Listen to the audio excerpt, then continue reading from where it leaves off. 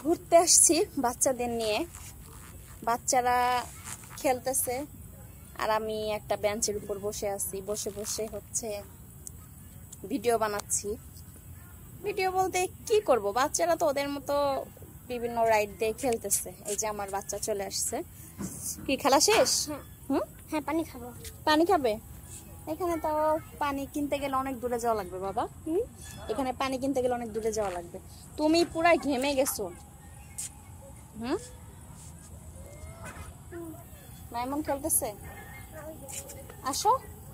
শোনো শোনো শোনো, একদম কথা শুনে না। তো যেটা বলতে মানে আপনাদেরকে বলবো এখন, সেটা হলো মানুষের জীবনে টাকার প্রয়োজনটা সব থেকে বেশি। যার যত টাকা আছে তার তত মূল্য আছে। আপনার বাবার বাড়িতে অনেক ধন সম্পদ, অনেক টাকা পয়সা, এটা দিয়ে কোনো কিছু হবে না, যায় আসে না। আপনার শ্বশুর শাশুড়ির আছে, এটাতেও কোনো যায় আসে না।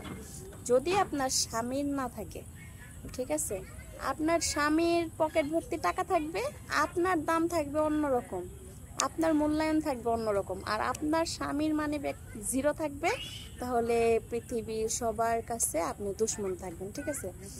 আর যদি ভর্তি থাকে তাহলে সবার কাছে আপনি হিরোর মতো দামি থাকবেন।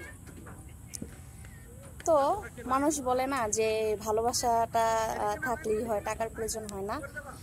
পৃথিবীতে দুইটা জিনিসেরই দরকার আছে, টাকারও দরকার আছে, ভালোবাসারও দরকার আছে। ভালোবাসা বলে না যে টাকা আছে অনেকের, ভালোবাসা নাই।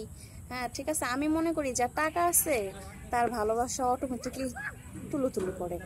টাকা আছে যার জীবনে, তার জীবনে সব কিছুতেই পরিপূর্ণ। হ্যাঁ, মানুষের জীবনে টাকার প্রয়োজনটা অনেক বেশি, অনেক, আমি মনে করি। আর এজন্যই কি বলবো, বলার ভাষা নেই।